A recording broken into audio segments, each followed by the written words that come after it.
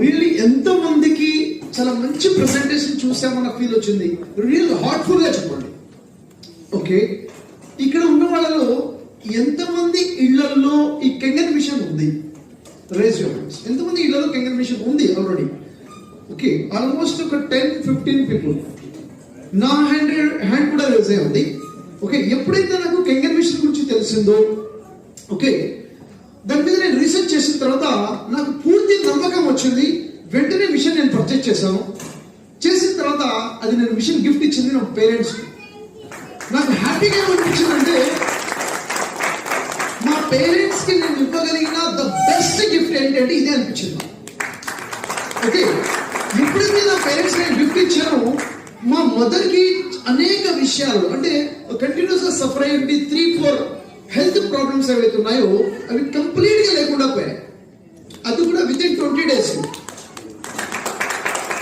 తర్వాత మా నాన్నగారు ఏజ్ 82 years ఏజ్.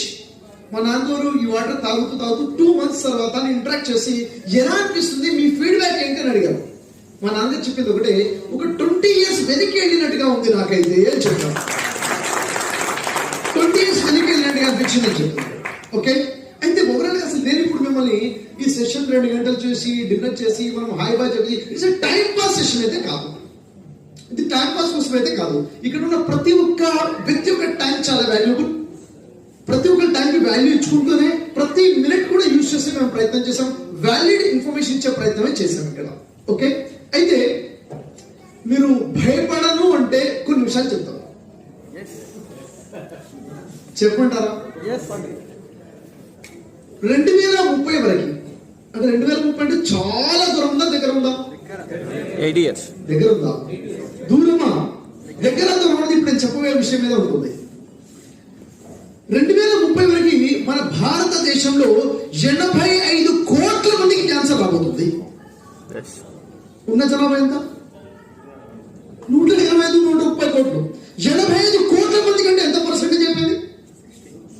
ఆల్మోస్ట్ 70%. నిజమా?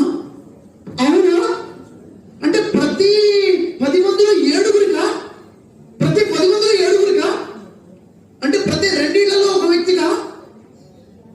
Yes, truth. నమ్మినా నమ్మపోయినా, అవునన్నా కాదన్నా, ఇది వాస్తవం. అంతకన్నా పెరిగిన ఆశ్చర్యం లేదు. నేను మిమ్మల్ని మాట్లాడుతాను. మీ ఫోన్ తీసి కాంటాక్ట్ నెంబర్ లిస్ట్ చూస్తే ఆ కాంటాక్ట్ నెంబర్స్ లో ఎవరో ఒకళ్ళకో ఆ ఫ్యామిలీలో ఎవరికి క్యాన్సర్ ఆల్రెడీ డిటెక్ట్ అయింది. Yes or no? మీకు తెలిసిన